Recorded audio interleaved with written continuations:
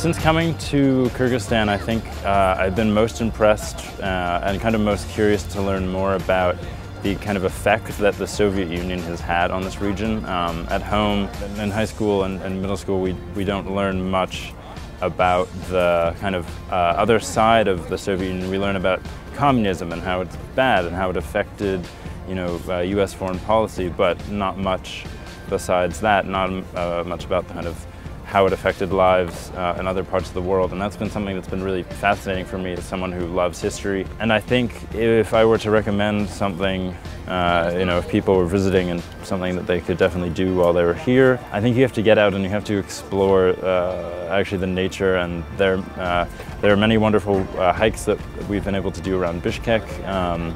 Ala Archer in particular, up to a beautiful waterfall, and the amazing lakes and rivers that are here. So I was really excited to be able to leave Bishkek because Bishkek, as you know, is a very fast-paced, more cosmopolitan city.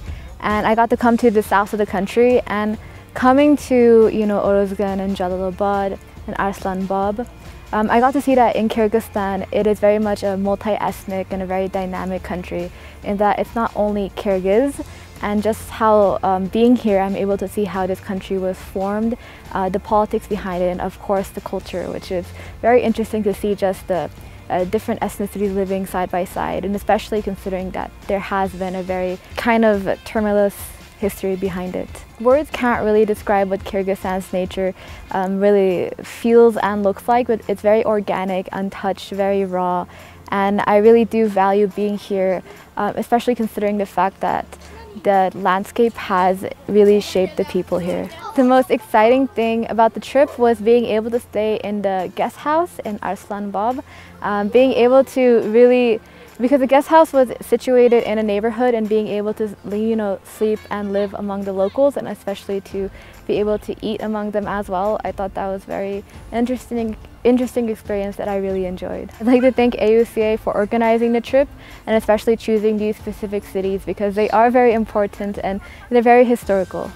While there, I wrote my senior thesis in the Russian department, and I decided at that time that one of my life goals is to travel to all the post-Soviet countries.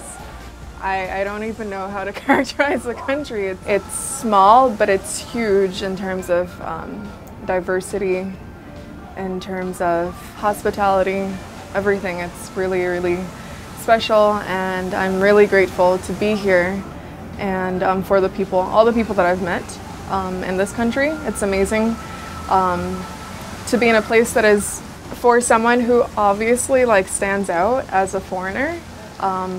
I'm very grateful for the welcoming atmosphere.